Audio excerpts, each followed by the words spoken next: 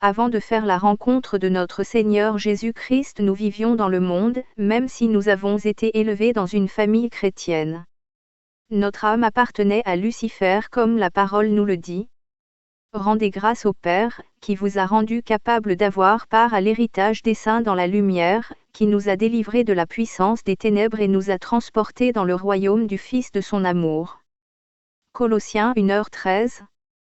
Pendant toutes ces années il y a tout fait pour nous créer des problèmes, nous faire souffrir car il est ténébreux et son propre fond est mauvais.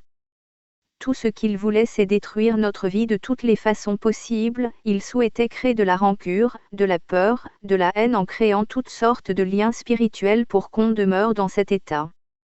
Aujourd'hui nous avons la grâce d'être revenus vers notre Créateur, il souhaite refermer ces blessures, ces douleurs, tous ces fardeaux qu'on a gardés en nous pendant des années.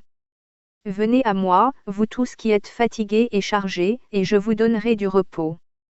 Matthieu 11h28. Il est capable de tout, même les plus profondes souffrances il peut les ôter car il est Dieu. Lui qui a créé l'homme, n'est-il pas capable de restaurer l'homme qu'il a créé?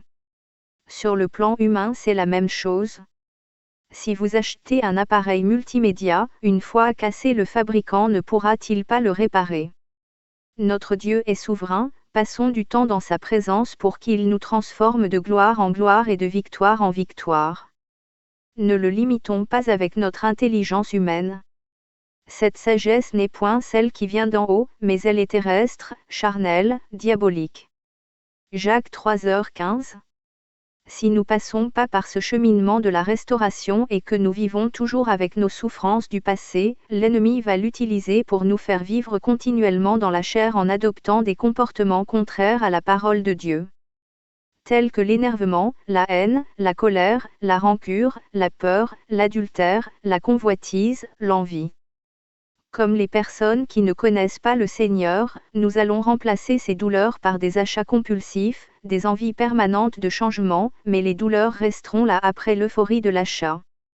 Faisons confiance à notre Dieu car il est tout-puissant, remettons-lui toutes nos peines, revenons à lui, cherchons sa face dans sa présence et en obéissant à sa parole car il nous aime. Avant que je t'eusse formé dans le ventre de ta mère, je te connaissais, et avant que tu fusses sorti de son sein, je t'avais consacré, je t'avais établi prophète des nations. Jérémie 1:5. Notre Dieu connaît les moindres parcelles de notre cœur, soyons sincères avec lui, plaçons notre foi en lui, il est rempli de compassion pour nous et il souhaite nous sauver de ce monde qui part à sa perdition.